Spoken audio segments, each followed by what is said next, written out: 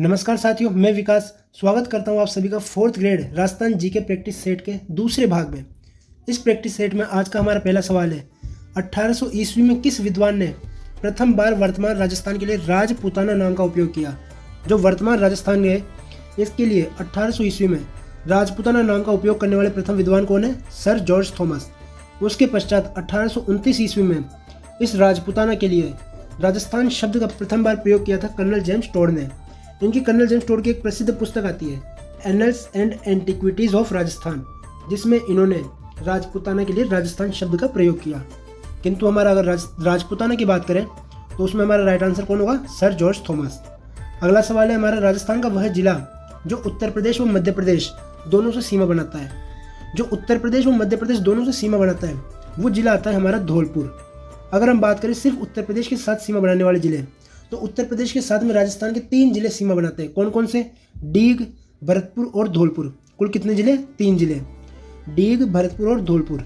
वहीं अगर हम बात करें मध्य प्रदेश के साथ में, तो मध्य प्रदेश के साथ राजस्थान के 10 जिले मध्य प्रदेश के भी 10 ही जिलों से सीमा बनाते हैं। जो राजस्थान के 10 जिले हैं वो आ जाते हैं धौलपुर, करौली, सवाई माधोपुर, कोटा, बारां, झालावाड़, भीलवाड़ा, चित्तौड़गढ़, प्रतापगढ़ और उसके अतिरिक्त बांसवाड़ा। ये जो 10 जिले हैं ये राजस्थान के 10 जिले मध्य प्रदेश के साथ में सीमा बनाते हैं और राजस्थान के मध्य प्रदेश के साथ में सर्वाधिक अंतर्राज्यीय सीमा बनती है। जो राजस्थान है यह 5 राज्यों के साथ में सीमा बनाता है। कौन कौन से? पंजाब, हरियाणा, उत्तर प्रदेश, मध्य प्रदेश और उसके अतिरिक्त गुजरात। जो मध्य प्रदेश है इसके साथ में सर्वाधिक सीमा लगती है।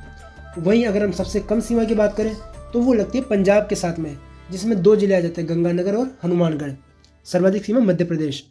और वह जिला जो उत्तर प्रदेश और मध्य प्रदेश दोनों की सीमा पर बनाता है वो है धौलपुर जिला।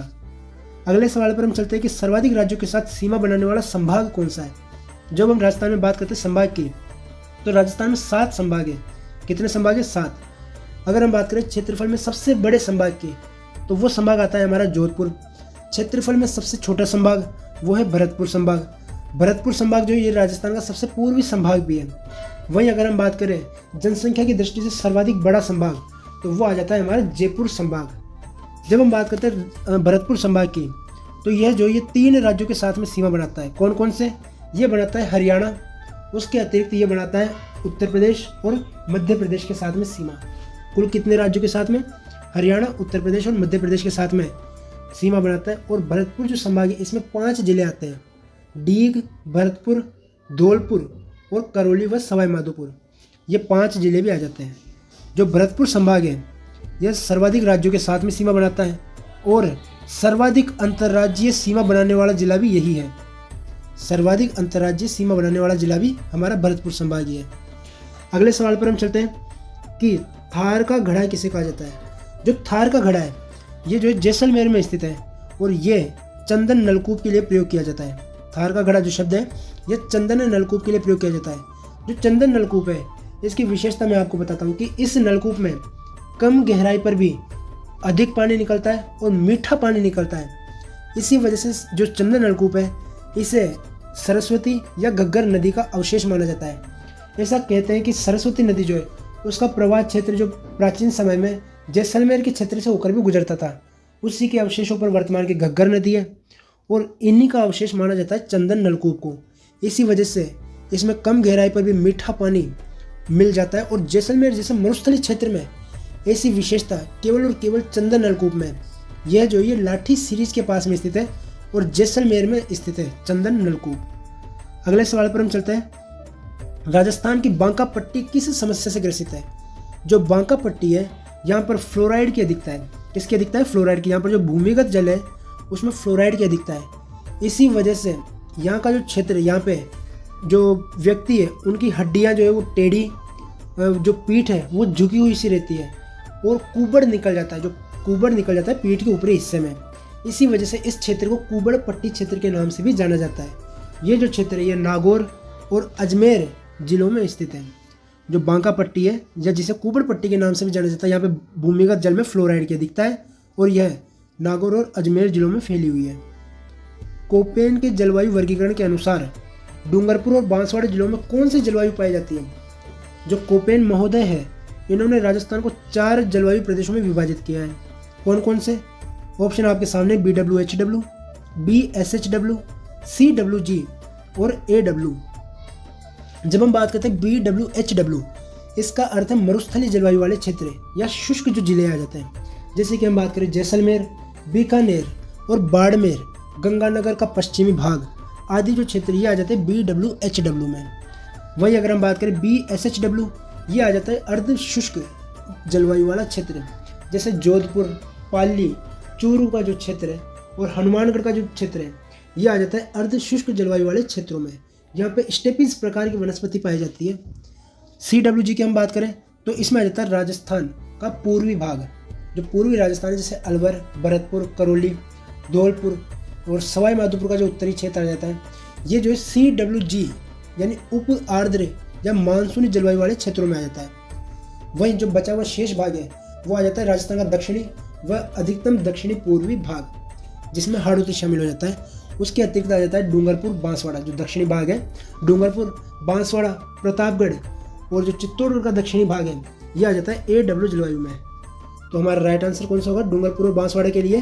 AW, option number 4। अगला सवाल है हमारा, कोपेन के जलवायु वर्गीकरण में जो BWHW है इसकी विशेषता क्या है?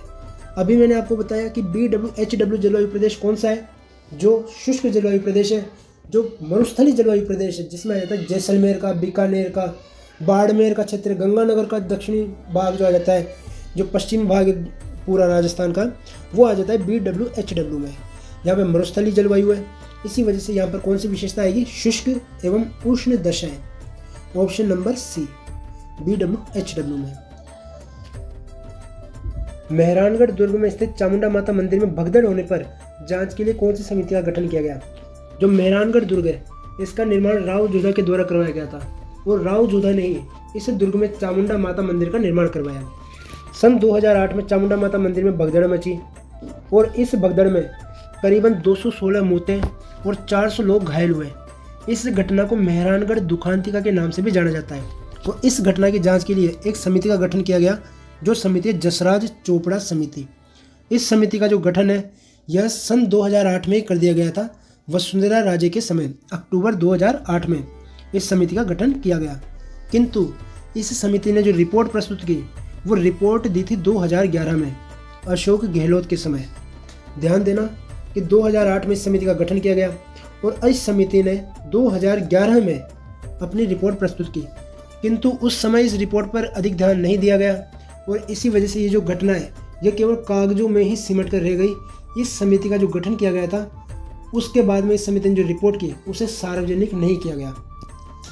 अगला सवाल हमारा, लोक देवता कल्लाजी राठौड़ के समकालीन मेवाड़ के शासक कौन थे? जो कल्लाजी राठौड़ थे यह मेवाड़ से संबंधित रहे और ये जो थे जो महाराणा उदय सिंह थे, महाराणा प्रताप के पिता महाराणा उदय सिंह के समय जो कल्लाजी राठौड़ थे वो इनके सेनापति थे।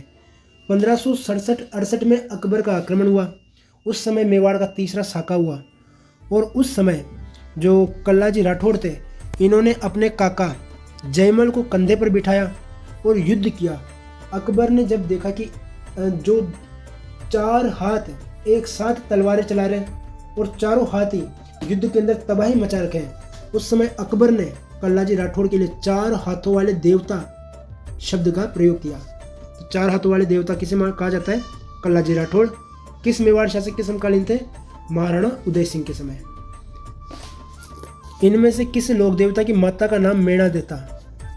मेणादे जो नाम है वो है रामदेव जी की माता का नाम। रामदेव जी के पिता का नाम है अजमल। जो रामदेव जी है इनका जन्म हुआ था भाद्रपद शुक्ल द्वितीया को और इस दिन जो इनका मेला लगता है रूणेचा जैसलमेर में। इनका जो जन्म है वो हुआ था उड़ू काश्मीर बाड़मेर में और इनका जो मेला है वो लगता है रूणेचा जैसलमेर में, जिसे सांप्रदायिक सौहार्द का प्रतीक कहा जाता है। रामदेव जी ने कामड़ पंथ की स्थापना की और इनका जो मेला लगता है इस मेले में 13 ताड़ी नृत्य का प्रयोग किया जाता है, जिसमें 13 मंजीरे इस्तेमाल होते हैं। 13 ताड़ी नृत्य कौन करती है? कामड़ पंथ की महिलाओं के द्वारा बैठकर किया जाने वाला नृत्य है। तो किस देवता की माता का नाम मेणादे था? रामदेव जी। पिता आ गए अजमल जी। अगला सवाल, राजस्थान के किस जिले में पत्थर मार होली प्रसिद्ध है? जो राजस्थान है यहाँ पर होली का त्यौहार बड़े धूमधाम से मनाया जाता है और अलग अलग क्षेत्रों में अलग अलग तरीके से जो होली मनाई जाती है। जैसे अगर हम बात करें पत्थरमार होली, तो ये आ जाती है बाड़मेर और डूंगरपुर के जो क्षेत्र है वहाँ पर पत्थरमार होली मनाई जाती है। वहीं अगर हम बात करें लठमार होली, तो वो आ जाती है भरतपुर का करौली का जो क्षेत्र है यानी कि ब्रज क्षेत्र है, वहाँ पे लठमार होली मनाई जाती है। कोड़ामार होली जो है वो अजमेर के भिनाई क्षेत्र में मनाई जाती है। कौन सी? कोड़ामार होली। वहीं अगर हम बात करें फूलों की होली, तो फूलों की होली जो है वो जयपुर में मनाई जाती है गोविंद देव जी के मंदिर में।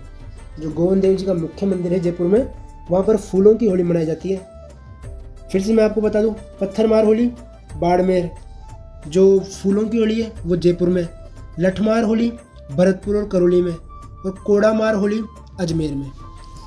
अगला सवाल, गणगौर का त्यौहार किस तिथि को मनाया जाता है?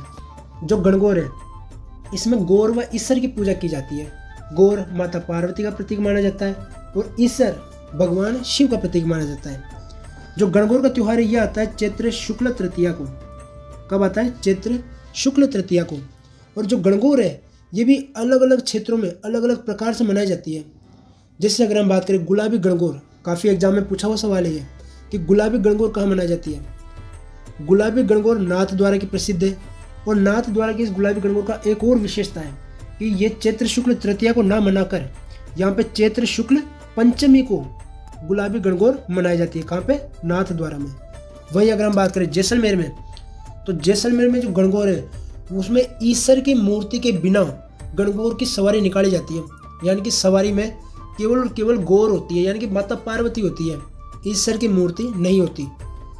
गणगौर जो होती है इससे एक दिन पहले यानी कि चैत्र शुक्ल द्वितीया को सिंजारा भी मनाया जाता है। सिंजारा जिसमें विवाहित महिलाओं को मायके से कपड़े, आभूषण, मिठाइयाँ आदि भेंट की जाती है। तो गणगौर का त्यौहार किस तिथि को मनाया जाता है? ऑप्शन नंबर डी, चैत्र शुक्ल तृतीया। बिना ईश्वर के गणगौर कहाँ पर? जैसलमेर में। गुलाबी गणगौर नाथ द्वारा। पर्युषण पर्व किस समुदाय से संबंधित है? हर समुदाय के अपने प्रमुख पर्व आते हैं। वही जैसे हम बात करें पर्युषण पर्व, तो यह आ जाता है हमारे जैन समुदाय में। जैन समुदाय जिसकी दो शाखाएं हैं, कौन कौन सी? दिगंबर व श्वेतांबर। अगले सवाल पर हम चलते हैं कि नेवरी आभूषण शरीर के किस अंग में पहनी जाती है? जो नेवरी आभूषण है ये हमारे पहनी जाती है पैरों में। कहाँ पर? पैरों में। नेवरी आभूषण पैरों में। पैरों के मैं आपको कुछ अन्य आभूषण भी बता देता हूँ। नेवरी, इसके अतिरिक्त पायल, हीरा नामी, टनका, नुपुर, पिंजनी, पायजेब, बिछुआ आदि पैरों के अन्य आभूषण हैं। कमर के आभूषण की अगर हम बात करें तो कमर में पहने जाने वाले आभूषण आ जाते हैं कंदोरा, सटका, तागड़ी, मेखला और कड़कती। ये कमर के आभूषण आ जाते हैं। हाथों में जब आभूषण की बात करते हैं तो बाजूबंद, हथपान, चूड़ी, अंगूठी, बेटी आदि जो ये आभूषण है ये हाथों में पहने जाते हैं। गले के आभूषणों की अगर हम बात करें तो हंसली, तिमड़िया, मांदड़िया, बजंटी, हांसड़ी, ये जो है ये कहाँ पहने जाते हैं? गले में। निम्न में से किसे मरुभूमि की कोकिला कहा जाता है? मरुभूमि की कोकिला ये उपाधि दी गई थी अल्लाह जिलाई बाई को। 1902 बीकानेर में जन्मी अल्लाह जिलाई बाई राजस्थान की प्रसिद्ध मांड गायिका है, जिन्हें 1982 में 1982 में पद्म श्री से अलंकृत किया गया। 1992 में इनका निधन हुआ और इनके निधन के पश्चात बीकानेर में ही इनकी स्मृति में अखिल भारतीय मांड गायन समारोह का आयोजन किया जाता है। अगला सवाल, नारायणी देवी वर्मा किस वर्ष राज्यसभा की सदस्य बनी थी? नारायणी देवी वर्मा जो माणिक्य लाल वर्मा की पत्नी थी। नारायणी देवी वर्मा ने बिजोलिया किसान आंदोलन में भाग लिया, जो राजस्थान का सबसे सर्वाधिक लंबी अवधि तक चलने वाला और अहिंसक किसान आंदोलन रहा।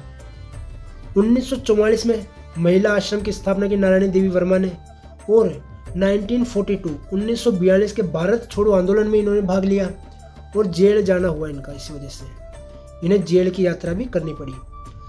जो राज्यसभा की सदस्य था इन्हें दी गई थी 1970 में। 1970 में नारायणी देवी वर्मा को राज्यसभा सदस्य चुना गया। अगला सवाल, महाराणा कुंभा द्वारा रचित ग्रंथ संगीत राज कितने भागों में विभक्त है? जो महाराणा कुंभा है इनका सबसे प्रसिद्ध जो ग्रंथ आता है वो है संगीत राज, जो 5 भागों में विभक्त है। कितने भागों में? 5। इसके जो 5 भाग है वो है गीत रत्न कोश, नृत्य रत्न कोश, पाठ रत्न कोश, वाद्य रत्न कोश और रस रत्न कोश। कौन कौन से 5 भाग हैं? गीत, नृत्य, पाठ, वाद्य और रस। कुंभा के जो अन्य प्रसिद्ध ग्रंथ हैं उनकी अगर हम बात करें तो संगीतराज, इसके अतिरिक्त संगीत मीमांसा, सूड प्रबंध, कामराज रतिसार, हरवर्तिका, रसिक प्रिया और चंडी शतक आदि ग्रंथों की रचना भी महाराणा कुंभा के द्वारा की गई थी। अगला सवाल है हमारा, एकलिंग महात्म्य ग्रंथ की रचना किसके द्वारा शुरू की गई। एकलिंग महात्म्य जो ग्रंथ है यह मेवाड़ का जिन्हें वास्तविक शासक कहा जाता है एकलिंग जी का जो मंदिर है वो कैलाश नागदापुरी उदयपुर में स्थित है। और उस ग्रंथ की रचना किसने की है, एकलिंग महात्म्य ग्रंथ की रचना ये शुरू की थी महाराणा कुंभा ने। इसकी रचना महाराणा कुंभा के द्वारा शुरू की गई। किंतु इस ग्रंथ को पूर्ण करने का जो कार्य है वो कन्नड़ व्यास के द्वारा किया गया। महाराणा कुंभा के दरबारी विद्वान थे कन्नड़ व्यास, इनके द्वारा एकलिंग महात्म्य ग्रंथ पूर्ण किया गया। और इस ग्रंथ की रचना शुरू किसने की, महाराणा कुंभा ने। राजस्थान के इतिहास में हिंदू पथ किस शासक को कहा गया है। जो हिंदू पथ शब्द है यह प्रयोग किया गया है महाराणा सांगा के लिए। 1509 में गद्दी पर बैठे महाराणा सांगा और 1528 तक इन्होंने शासन किया। ये अंतिम हिंदू राजा थे जिनके सेनापतित्व में अधिकांश जो हिंदू शासक थे वो विदेशियों को भारत से बाहर निकालने हेतु सम्मिलित हुए। महाराणा सांगा के दो प्रसिद्ध युद्ध आते हैं, बयाना व खानवा का युद्ध। बयाना भरतपुर में फरवरी 1527 को, खानवा का युद्ध 17 मार्च 1527 को लड़ा गया और दोनों युद्ध बाबर के विरुद्ध लड़े गए थे। जिसमें जो खानवा का युद्ध था इसमें महाराणा सांगा की हार हुई, किंतु जो महाराणा सांगा थे इनके नेतृत्व में राजस्थान के अधिकतम जो राजा थे वो बाबर के विरुद्ध लड़ने के लिए आए। अगला सवाल, स्थान, स्थापत्य और उपयोगिता के आधार पर जल से घिरे हुए दुर्ग को क्या कहा जाता है। जो राजस्थान के दुर्ग है इन्हें अनेक भागों में विभाजित किया जाता है। जैसे कि अगर हम बात करें गिरि दुर्ग, तो गिरि दुर्ग है पहाड़ी पर स्थित दुर्ग। ओदक दुर्ग जो है यह आ जाता है जल से घिरा हुआ दुर्ग। ओदक दुर्ग कौन सा है, जल से घिरा हुआ। जैसे कि हम बात करते हैं भैंसरोडगढ़ दुर्ग, गागरोन का किला और चित्तौड़गढ़ का किला, ये कौन सा आ जाता है ओदक दुर्ग की श्रेणी में।